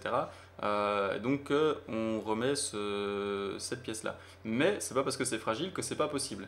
Et donc maintenant, il y a des outils qui sont faits pour pouvoir faire du direct die. Donc les outils, c'est notamment celui-ci. Je dois avoir la boîte juste derrière moi. Hop. C'est de Der Bauer, donc un clocker allemand qui bosse avec Keysking. Vous devez connaître, il fait aussi des outils pour décapsuler. Juste qu'ils n'étaient pas disponibles quand moi j'en avais besoin, donc c'est pour ça que j'ai fait le mien. Et donc ce truc-là s'appelle le Direct Die Frame. Et ça vient sur la carte mère. Alors je peux pas vous montrer parce que ma carte mère elle tourne en arrière-plan. Mais grosso modo, cette partie du dessus va venir remplacer le socket de la carte mère quand la partie ici du dessous va venir derrière la carte mère en tant que backplate. Donc ça veut dire que quand vous recevez votre carte mère, elle a un socket avec tous les petits pins, et puis autour elle a un système métallique là, en métal, avec les deux petits loquets. Le truc, vous levez le capot, vous mettez le processeur dedans, vous refermez le capot, puis vous baissez les loquets. Et en fait tout ça vous l'enlevez, il n'y en a plus besoin. Sous la carte mère, donc la backplate va tomber, vous mettez celle-ci à la place, vous mettez ça au-dessus, enfin vous mettez le processeur dans le socket, et puis après vous mettez ça, et c'est ça qui va venir écraser le processeur avec les 4 petites vis là. Et donc ça va le mettre dans le socket, ça va l'aplatir sur les pins pour être sûr qu'il y a un bon contact, et puis ça va l'empêcher de bouger de quoi que ce soit. Et puis après, vous allez pouvoir mettre votre système de refroidissement sur le processeur qui va dépasser par cette petite ouverture là.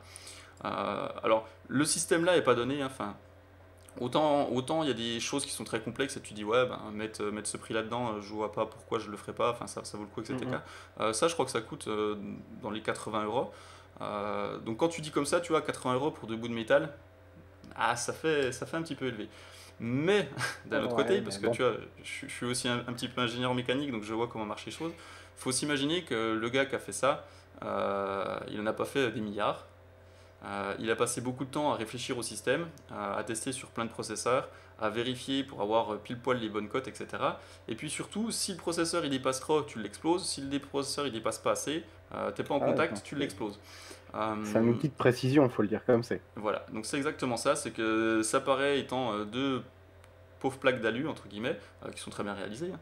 Mais c'est un petit peu plus complexe que ça. Enfin, niveau tolérance, niveau précision, il y a quand même du boulot derrière. C'est fait de bonne qualité, c'est fait avec plein de mesures. Donc je lui ai demandé, je sais plus, je crois que c'est un truc genre il y a 18 cotes qui sont mesurés et qui doivent être dans les 200e ou un truc comme ça. Enfin, c'est c'est pas du truc bas de gamme. Ouais, ouais. Et donc ça justifie un petit peu le prix. Voilà, c'était juste si vous vous demandez pourquoi ça coûte cher, bah, c'est juste que c'est de la bonne qualité et puis de la précision en petite série, parce que je pense pas que des gens qui achètent ce genre de truc, t'en as des milliards non plus quoi. C'est Euh, sûr. et donc voilà, tout ça pour dire pourquoi est-ce que je vous parlais du Direct Iframe. Bah, c'est parce que sur la configuration Asus Extreme Winboat, là, on voudrait obtenir les meilleures performances. Et donc si jamais on change la pâte thermique, qu'on remet l'IHS, on a déjà amélioré grandement les choses. Mais si on retire l'IHS et qu'on ne la remet pas, qu'on fait du Direct Die, on va être encore plus performant en termes de température. Donc plus les températures seront basses, moins le système va chauffer évidemment, et donc plus on va pouvoir overclocker. Et donc vu qu'on fait une configuration extrême, on se dit eh ben, autant faire extrême jusqu'au bout et puis utiliser le système en direct die. Là où ça se complexifie, au-delà du fait que c'est plus fragile, c'est qu'on veut aussi que ça ait de la gueule. Et donc Yerect nous a choisi un waterblock donc de K, et c'est un waterblock full cover. Donc full cover, c'est-à-dire qu'il va couvrir une grosse partie de la carte mère et il va refroidir non seulement le CPU, mais aussi les étages d'alimentation. Alors là, il manque des morceaux hein, parce que j'ai commencé à le démonter. Euh, oui, et donc c'est un waterblock qui est fait pour être mis sur un processeur conventionnel normal. Le souci, c'est que quand tu retires ça, eh ben, l'épaisseur de ton, enfin, la hauteur de ton processeur, c'est plus la même puisque tu as retiré une Ouais, épaisseur. forcément, ouais. Donc du coup, il est plus bas. Et le fait qu'il soit plus bas, bah, le waterblock, si tu le montes, bah, il touche plus. Et donc l'idée que l'on a pour le projet, on n'est pas sûr encore que ça réussira, hein, mais bon, c'est pas parce qu'on n'est pas sûr que ça réussisse qu'on ne doit pas le tenter. L'idée c'est d'usiner le waterblock pour pouvoir le rendre compatible. Alors comme ça va paraître à certains très simple ou à d'autres un petit peu fou.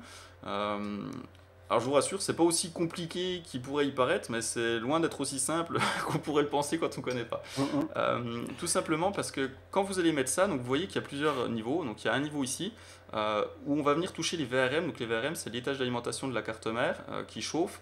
Et donc cette partie-là va toucher les VRM. Cette partie-là, je crois que ça va toucher les bobines. Donc les bobines, c'est fait pour lisser le courant sur les étages d'alimentation.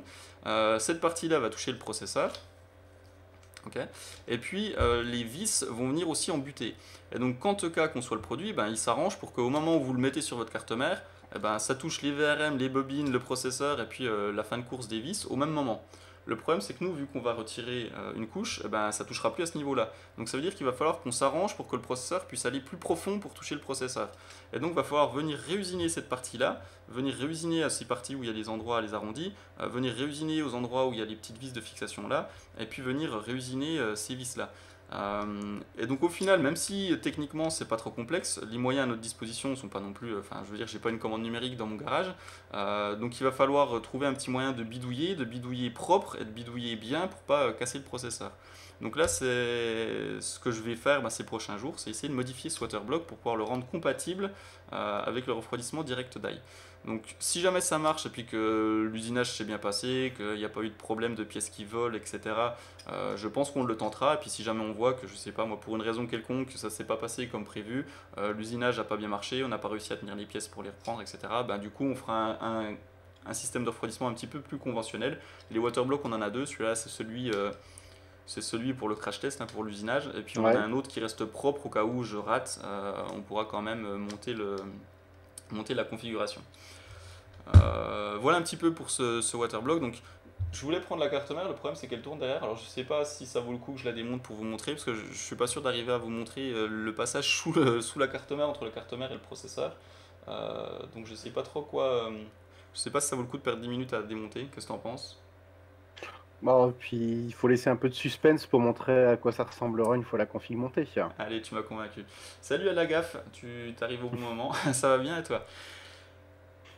Est-ce qu'on a eu des questions dans le chat? Je vois que tu réponds, tu réponds. Ouais, je répondais surtout pour ceux qui sont arrivés un petit peu à la bourre, où est-ce qu'on en était. Il y a eu une question sur la dilatation par rapport à la chaleur au niveau de la plaque en aluminium que tu as présentée pour pouvoir faire du direct die. Et il y a eu la réponse dans le chat, comme quoi c'était de l'aluminium plein. Donc que c'était négligeable à ce niveau-là. Sinon, après, Ouais, alors on juste en j'ai une petite est, on en est précision, là. je l'ai testé ce truc-là en air, ça marchait très bien, et puis je l'ai testé sous azote Mhm. liquide, et puis ça marchait très bien aussi. Donc voilà. D'accord. Bon, Si, bah, je veux dire, si nickel. tu as un gap de moins 196 degrés et que ça marche bien, je pense qu'il y a une dilatation thermique dans un PC normal, t'as pas trop à t'en soucier, quoi. Mais c'était une question Voilà. intéressante en tout cas. Alors, j'ai lu que les pâtes en métal liquide n'étaient pas compatibles avec l'azote. C'est vrai? Et si oui, tu mets quoi du coup? Bah c'est vrai. Alors c'est pas que c'est pas compatible avec l'azote, c'est pas compatible en fait avec les basses températures. Et pourquoi ça? Alors comment expliquer non plus sans trop compliquer? Euh, Le métal, en fait, il est liquide, mais il est liquide à une certaine température. Alors, tu as des métaux pardon, qui fondent à 1000 degrés, tu en as qui fondent à 1800, et puis tu en as qui fondent genre à moins 20. Et donc, le métal qu'on dit que c'est du métal liquide, il est liquide à température ambiante. Donc, à 20 degrés, c'est liquide. Par contre, quand tu baisses en température, eh ben, ton métal qui est liquide, il va se solidifier.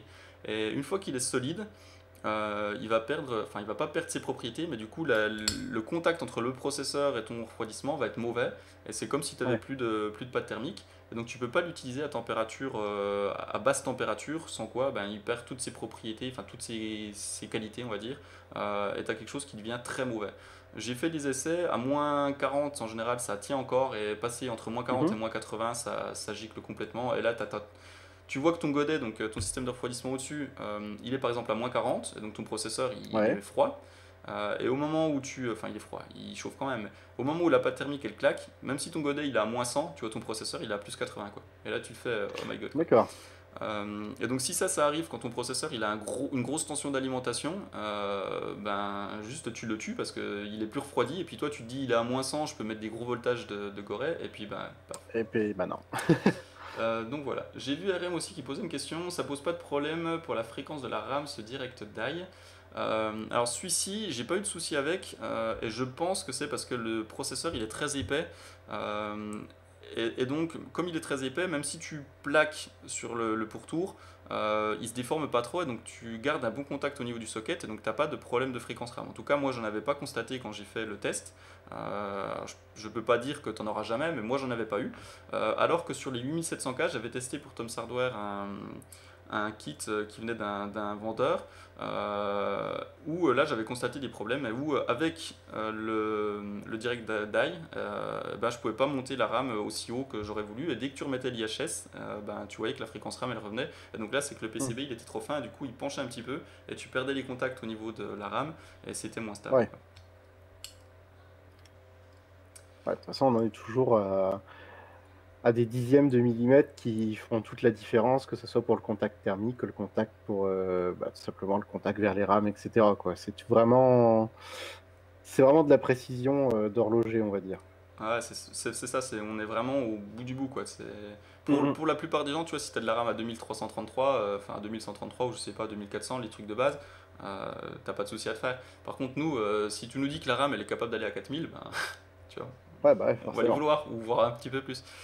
Et c'est là, quand tu atteins vraiment des grosses fréquences où le moindre paramètre compte, que tu as des petits soucis de stabilité dans ce genre-là, quoi. Ouais.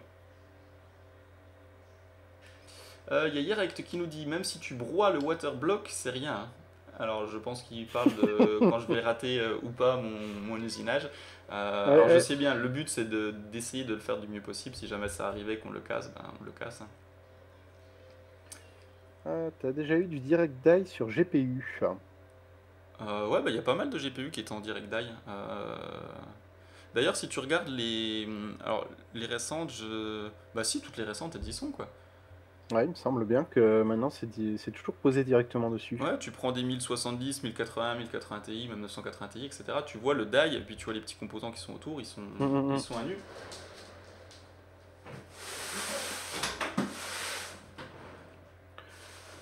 Justement parce que de base, une carte graphique, ça chauffe déjà énormément. Ah ouais, ça chauffe à mort, quoi. Donc tout ce qui est bon pour la refroidir est à prendre et les constructeurs l'ont bien compris ça de toute façon. J'allais faire une boulette, j'allais vous montrer un truc, mais je pense que Asus serait pas content. Et j'ai pas de carte graphique Asus, donc je ne peux pas vous montrer à quoi ressemble un GPU en direct die, je suis désolé. Euh, Où est-ce qu'on en est? Où est-ce qu'on en est? En termes de temps, t'as encore un petit peu de temps, TDOS, ou il faudrait Un petit peu, ouais, un tout petit peu. faut qu'on pense à clôturer quand même? Un Euh, petit, ouais. les questions, on a répondu. J'ai lu que je pense que c'est bon. Le CPU, je pense qu'on le testera peut-être. Je sais pas, est-ce que c'est essentiel de le tester maintenant? On peut juste le mettre dedans, voir s'il boot, ça me prend 5 Ouais, on peut minutes. déjà voir ça, ouais. Est-ce qu'on devait parler de quelque chose d'autre? Je défile un Bah petit là, peu. pas pour le moment, dans le sens où là, aujourd'hui, on s'attaquait uniquement à ta partie. Après, éventuellement, s'il y a des gens qui ont des petites questions, des petites curiosités directement à propos du boîtier, n'hésitez pas à demander aussi, parce que le boîtier, c'est vrai que c'est une curiosité en lui-même. Ah, il y avait les. Parce que le problème, c'est que j'ai pas eu le temps de transférer les photos, et puis j'ai pas internet sur le PC. Après, une fois le stream fini, enfin, une fois le stream fini, une fois qu'on aura fait l'essentiel, qu'on vous aura dit quand le projet sort, qu'on aura testé le processeur, etc., je prendrai, enfin, je tenterai de mettre la connexion internet sur ma config, vous montrer un petit peu le travail que Yerect a déjà effectué Mhm. sur le boîtier, et puis avec les backplates sur les cartes graphiques, etc. C'est assez joli à voir. C'est juste que là, j'ose pas connecter la config à internet parce que sinon, je suis certain que Windows 10 il va lancer une mise à jour et que ça va plomber la connexion, quoi. Euh, Au niveau, est-ce que tu es au point, toi, au niveau de la sortie du mode, de l'emplacement, de la date, etc. Je connais sa date de lancement. La première présentation, si je dis pas de bêtises, ça sera le 8 septembre. Ça va se passer à Paris, directement chez Absolute PC. Donc, vous avez intérêt à être nombreux au rendez-vous, sinon ça va pas bien se passer. Mais ouais, après, il va voyager, hein. Je vais essayer de retrouver vite fait la liste des dates, mais il va voyager un petit peu partout en France. Il va faire un tour par la Paris Games Week. Je sais qu'il va passer sur Nantes aussi. Enfin, il va pas mal tourner, mais le lancement, vraiment le moment où vous allez pouvoir le voir avant tout le monde, c'est le 8 septembre chez Absolute, Ouais, à alors Paris, je donc. sais qu'on avait parlé, je sais pas ce qu'on avait dit, je sais pas si on pouvait le voir en avant-première la veille ou pas, je pense pas, hein, ça doit être le 8 la sortie officielle, parce Ouais, que ouais, ouais. je suis pas sûr qu'il sera prêt avant, on va finaliser les derniers réglages un petit peu au dernier moment, parce que sinon c'est pas très drôle. Hop. Donc c'est pas mal ça. Absolute. Qu'est-ce qu'on va faire? Je pense qu'on va. Il me semble, hein, Il que va y avoir le le, DLC Paris aussi. il me semble que le but de ce mode, c'est de vous laisser jouer entre guillemets avec, Oui, en se disant bah, tout le monde n'a ouais, pas tout à les fait. moyens de se payer un mode comme ça. Euh, et donc si jamais vous voulez essayer bah, cette machine, je crois que le but, voilà, c'est de vous laisser jouer dessus. Alors jouer dessus, c'est pas physiquement, hein, on va pas vous laisser monter sur la boule, mais on va peut-être plus dire jouer à main, jouer avec, c'est pareil, les gens ils vont croire qu'ils vont faire un foot avec. Bon, je te laisse tourner la tournure de phrase que tu veux. Euh, On va vous laisser l'utiliser. Voilà. Ouais. Et moi j'ai demandé parce que tu vois, moi j'aime bien faire des trucs un petit peu hors du commun. Et j'ai demandé à Yerect si je pouvais pas mettre un petit peu d'azote dans la sphère, etc., que ça serait joli, tu vois. Euh, Ah, ça peut être sympa, ouais. et ce rabat-joie, il a pas voulu. Alors, là, je vois pas pourquoi, Mais parce non, moi que non plus, je ça vois peut être pas. vachement sympa. Bah ouais. Tout ça parce que t'as un boîtier à 4000 balles et puis une config en tout qui en vaut presque 10 000, tu sais, t'as pas le droit de jouer avec. Mais moi je trouve que c'est dommage. Faudrait qu'on lance un sondage, tu sais, est-ce que vous voulez que Wizardy ait le droit de mettre de l'azote dans la boule ou pas? Et si on dépasse les Ah, 50%. ça sera 100% de oui, de toute façon. Ah bah si c'est 100% de oui, on est Et obligé de d'ailleurs, le pour faire, ceux hein. qui ont rejoint le live un petit peu après, je rappelle que pour jouer, une belle config, ça veut dire aussi, enfin une belle config, là on est même sur une config extrême, ça nécessite un bel écran, et vous allez avoir ce qui se fait de mieux chez Asus en écran pour pouvoir jouer avec le PG27UQ, qui est 4K, 144 Hz, 5 millisecondes de temps de réponse, HDR, 27 pouces incurvé, enfin tout ce qu'on peut mettre de mieux sur un écran, c'est dessus. Est-ce qu'on dit qu'il sera bientôt chez Wizardy? Euh, Éventuellement, s'il reste 6 mois, un an chez moi avant, on peut voir ça, ouais. Mince, je me suis fait doubler.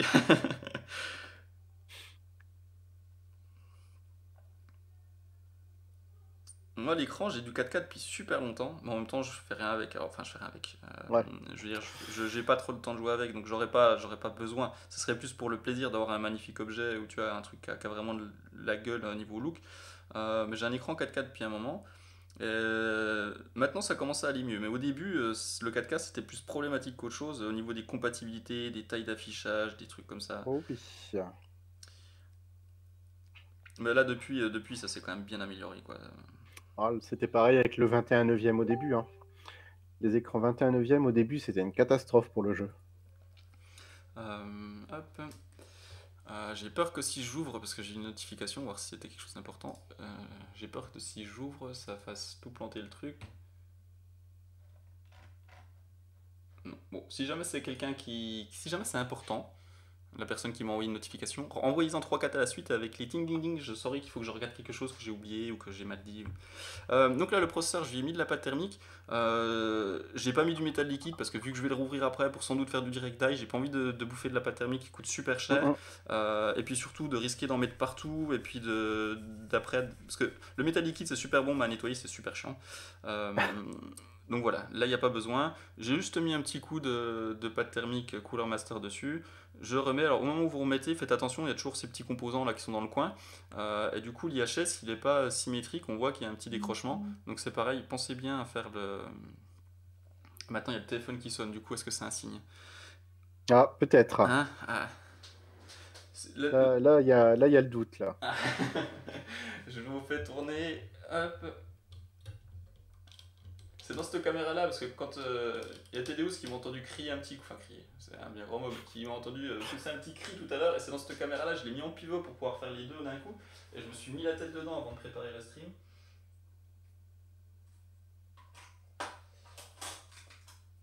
Allez, hop. Donc là, on a mis la pâte thermique dans le processeur. Donc là, c'est vraiment important qu'il y en ait partout parce que sinon, ça va pas. Après, sur le capot, sur l'IHS, c'est un petit peu moins grave parce qu'il y a déjà l'IHS qui dispersera le truc. Donc si vous n'avez pas étalé ça super bien pour un test qui va durer 20 secondes, là, c'est pas grave. Donc là, on va savoir si on a eu raison ou pas de faire le test en live parce que si ça ne bouge pas, Ça sera pas si, bon signe. si ça bouge pas, c'est pas bon signe. Donc là, si Thomas, tu nous regardes, c'est le moment de serrer les doigts. Hop. A juste dû démonter les fixations du water cooling. Alors le water cooling et la machine, hein, globalement, c'est pas ce qu'on utilisera dans le mode, tout simplement parce que le mode, il y a Yerect qui est en train de travailler dessus, et donc les composants ils peuvent pas être à deux endroits à la fois. Donc là, moi j'utilise mon Master Liquid Maker de 240, un water cooling de Cooler Master pour le test. Pour vérifier que ça va bien booter. Et puis la carte mère, par contre, c'est pas la même, mais ce que je vous disais au début de stream, dans le mode, ça va être une Rampage 6 extrême d'Asus, donc une carte mère ROG, quand moi j'utilise une Rampage 6 Apex. La mienne, c'est un petit peu plus orienté overclocking. Et d'ailleurs, pour la petite histoire, quelque chose qui est intéressant, enfin, en tout cas, je trouve que techniquement c'est classe. Il y a des gens qui se demandent pourquoi une Apex qui est faite pour l'overclocking, etc., elle n'a pas plus de slot RAM, parce que vous voyez qu'il n'y en a que deux. Ça, c'est pas des slots RAM, hein, c'est autre chose. Elle en a que deux au lieu d'en avoir quatre de chaque côté. Enfin, de chaque côté, c'est tout simplement parce que, comme je vous disais, la capacité de RAM, nous, on s'en fiche en overclocking. Ce qui nous intéresse, c'est plus la fréquence et les performances. Et en fait, plus il y a de slots RAM, et ben, plus ça va perturber le signal, et puis moins vous allez pouvoir augmenter en fréquence. Et en fait, en mettant moins de slots, et surtout en les mettant plus près du processeur, et ben vous allez atteindre des fréquences RAM qui sont plus élevées. Et donc sur la Apex, ben, il y a moins de slots, ils sont plus près du processeur.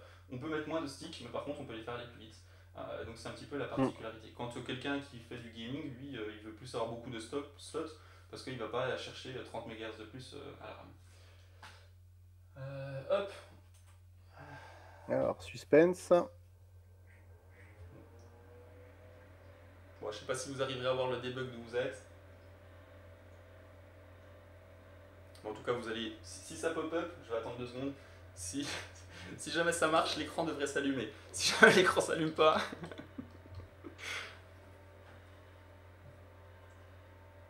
Bon, vu que la carte a été complètement. Que l'alimentation a été complètement coupée. Oh bah, il y en a un qui me spoil. Ouais, là, c'est. Bon, de mon côté, ça a l'air d'être bon. Ah. On va aller dans le BIOS un petit coup. Ah, no keyboard, press F1. Ça, c'est le truc que tout le monde adore. Il n'y a plus. Un petit aperçu du BIOS. Alors attends, donnez-moi 2 secondes que je regarde un petit peu. Tu t'y connais en BIOS, non? Tu veux faire une petite. Ah là, c'est plus ton domaine que le mien sur ce coup-là. Alors attends. Euh, Je trouve pas qui c'est qui veut absolument me parler.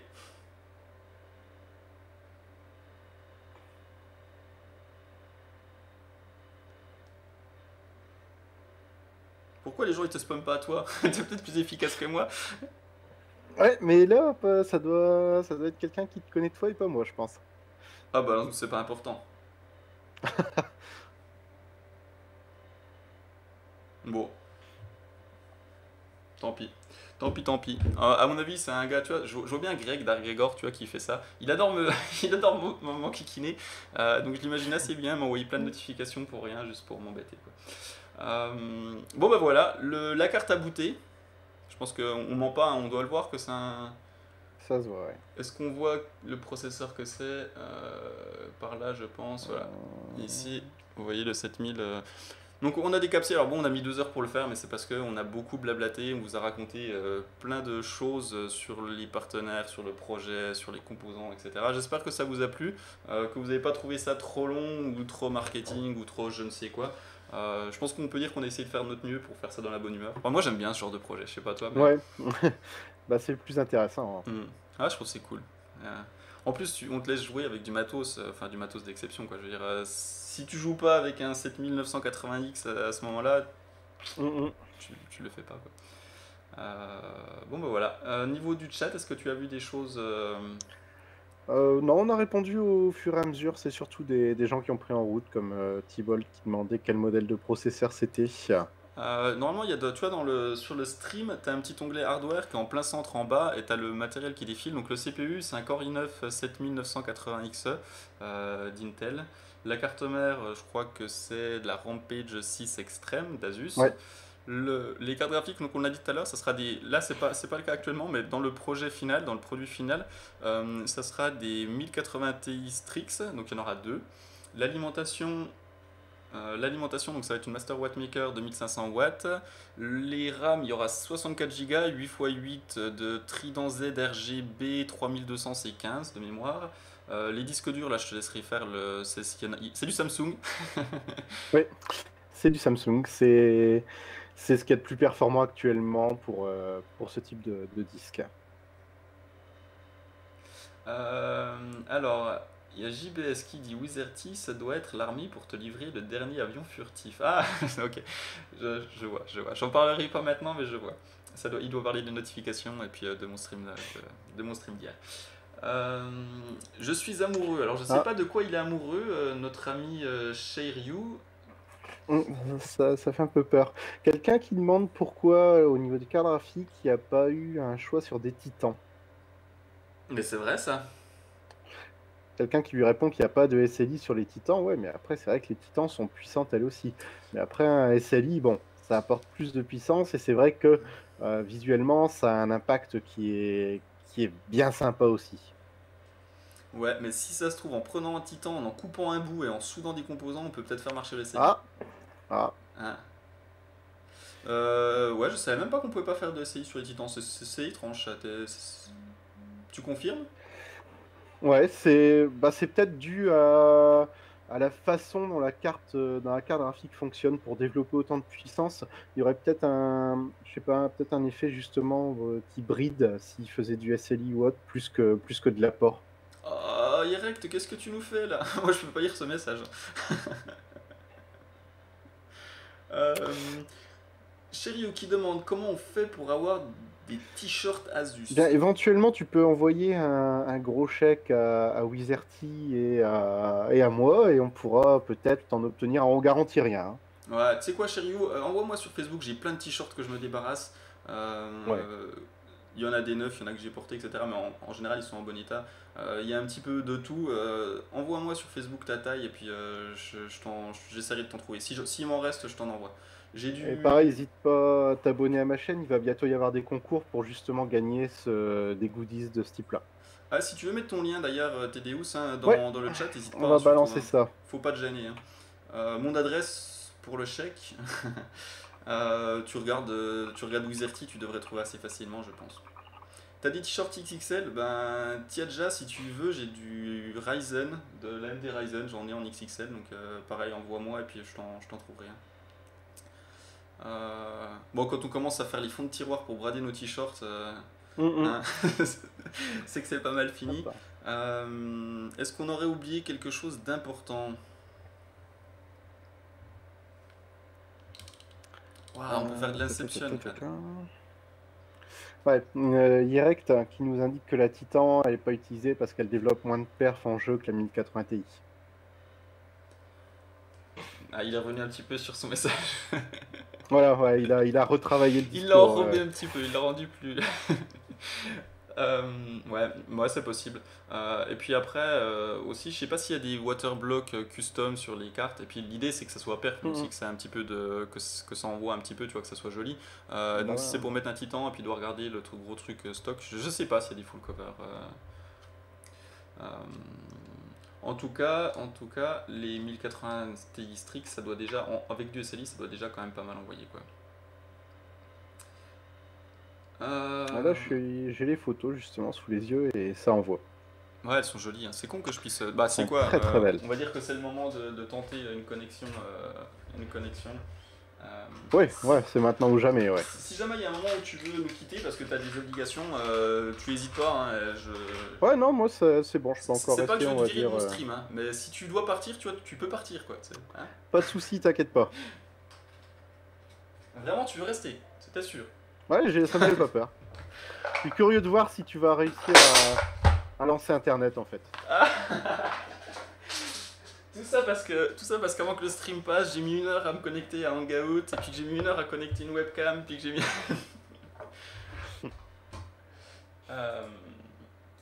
Et bah tu sais quoi, il est déjà connecté à Internet. Alors? Oh!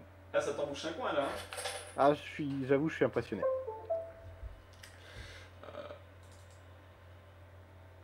Alors, que je chope le lien avec les photos. Ah, par contre, est-ce que Yerect, si tu nous m'entends, est-ce que tu peux ouvrir les droits à partir du lien que tu m'as donné à tout le monde? Parce que sinon Google Drive va vouloir que je me connecte avec mon compte et je connais pas mon compte. Ou sinon je vais les télécharger et puis. Ouais, mais après on va dire que j'ai pas fait. On va dire que j'ai pas réussi à connecter la config, quoi.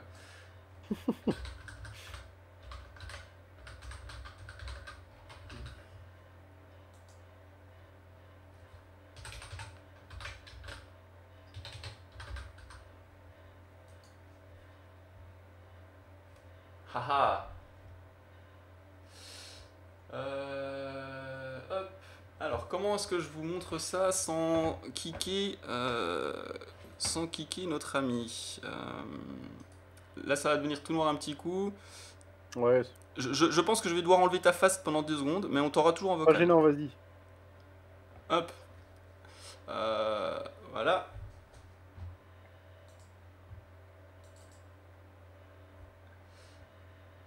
Alors, est-ce qu'on peut mettre en plein écran ce navigateur? Sans doute. F10, F11, un truc dans le genre. Oulala, oulala. On va s'arrêter là. Si vous connaissez dans le chat la touche pour mettre en plein écran, n'hésitez pas. Donc, une petite photo. C'est toutes des photos qui ont été faites sur le projet, donc qui n'est pas fini. Hein, c'est une avancée du projet. Donc là, on voit les 8x8 Go de Trident Z RGB. Donc, c'est pas alimenté, c'est pour ça qu'elle ne éclaire pas. Comme ça, on dirait les blanches. Moi, j'ai des blanches. Mais après, le RGB, t'aimes ou t'aimes pas? Je sais pas, toi, t'es plutôt fan ou... Ah, moi je suis très très RGB en ce moment, ouais. T'as évolué? Si c'est comme moi, au début, quand ça a commencé, je me suis dit, mais putain, mais qu'est-ce qu'ils font? Pardon. Mais qu'est-ce qu'ils font avec toutes leurs LED? Et puis maintenant, Ouais, voilà. j'aime Moi bien. je suis devenu fan en fait depuis que, au niveau des RGB, ils font comme sur les Trident Z, c'est-à-dire que tu vois la couleur mais tu ne vois pas la LED. Ah oui. Je trouve ça beaucoup plus fluide même dans les effets et là pour moi ça vaut le coup, ça c'est réussi. Alors, cam ouais, j'allais essayer de changer la source pour pouvoir remettre ta tête, mais je vais faire une boulette, donc je te remets juste après. Donc là, on voit, je pense, une partie du Windboat. Donc là, c'est toute la sphère du bas, et je pense que celle du haut a été relevée. On voit le châssis, pardon, le châssis au milieu où la carte mère est posée. Et puis donc on voit les deux cartes, mais là les cartes elles sont encore avec les refroidissements stock. Encore une fois, hein, c'était pas fini, c'est juste pour montrer un petit peu à quoi ressemblent les produits ou le projet. Mais ça va avoir une toute autre dimension une fois que Ah, on les voit après. Donc les deux GPU, les 1080 Ti Strix, le waterblock full cover par EK.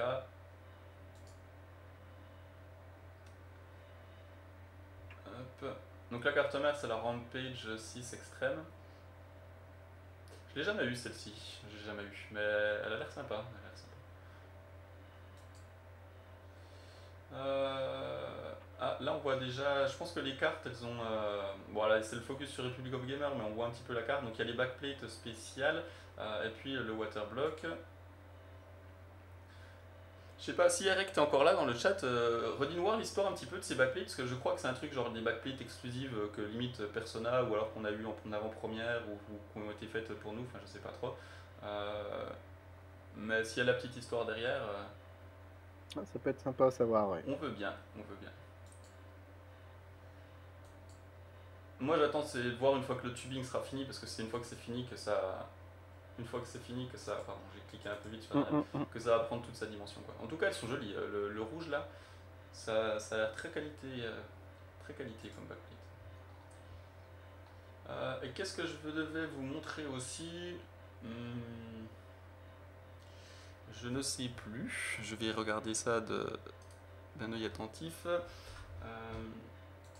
On devait à la fin, si on avait du temps, la chaîne de Tedeus. Donc ouais, si tu veux remettre ton lien dans le Ouais, chat, hein, je vais remettre un petit lien, n'hésitez pas à aller vous abonner. C'est du hardware moins poussé que Wizardry, on n'est pas dans l'overclocking ça, c'est de l'hardware usage courant. Mais on a des petits produits sympas, on a des petites barrettes de RAM spéciales overclocking qui sont sorties il n'y a pas longtemps sur la chaîne, qui sont assez balèzes. On a des petites exclusivités comme ça de temps en temps qui sont bien. C'est vrai qu'on n'a pas parlé beaucoup de toi, donc n'hésite pas hein, si tu veux. Moi j'avoue que je regarde pas trop, enfin comme je te connais depuis très peu de temps, j'ai pas encore regardé trop ton contenu. Donc si jamais un jour tu fais un truc qui a rapport avec l'overclocking ou rapport avec du beau matos, Ah n'hésite pas à bah, m'envoyer le lien quoi. ma dernière vidéo est en rapport avec l'overclocking d'ailleurs. Si un jour tu as du temps, je te mets au défi de mettre ces barrettes-là à leur maximum de potentiel. Ou Dans alors le sens là, où c'est des barrettes de RAM qui sont annoncées comme quoi elles peuvent monter à 5000 MHz. ouh, t'as été gâté toi. Ouais. On a le droit de dire par qui? On a le droit de dire par qui, c'est XPG qui m'a envoyé les dernières D80 watercoolées. Et donc t'arrives pas à les faire tourner à 5000? Ah, j'ai Axiom qui m'a informé que lui avait réussi à les monter pas très loin, dans les 4800. Mais je viens juste de récupérer assez de matériel pour dire pouvoir faire une config OC, donc ça va venir par la suite. Ça marche. Ouais, en tout cas, si on te dit on a réussi, il faut demander le screen. Hein. C'est pas de screen, Oui, pas de preuve. pas de screen, pas de preuve. Mais, et puis un truc super important, alors pareil, là, tout à l'heure je vous expliquais que sur la carte mère, alors attends, on va refaire rebasculer un petit coup. Sur la carte mère, là, je vous expliquais que les slots RAM, ils peuvent être plus près. Oh, mais elle fait la mise au point sur quoi, cette cam, des fois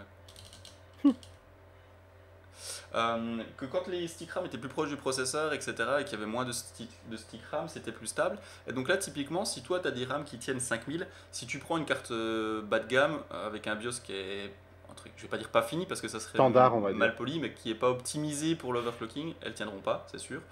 Si tu prends la mauvaise génération de processeur ou la mauvaise génération de carte mère, ça tiendra pas. Parce qu'il faut savoir que ce qui pilote la RAM, c'est l'IMC. Et donc l'IMC, c'est le contrôleur mémoire intégré, il est dans le processeur. Et donc là, tous les processeurs n'ont pas les mêmes IMC.